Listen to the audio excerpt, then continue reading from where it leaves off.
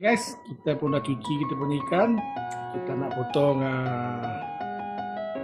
bagian ikan kita tadi. Itu. Okey. Kita nak marinate dia dengan tepung. Okey, ini tepung sebaguna yang pedas. Kita masukkan air ikan ni ada. Kita sudah gaul dengan rata. Kita punya tepung ni guys. Ni kita nak salut dengan tepung yang kering pula. Okay guys. Okay.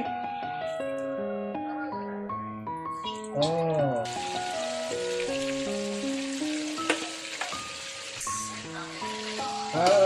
Satunya sudah masak.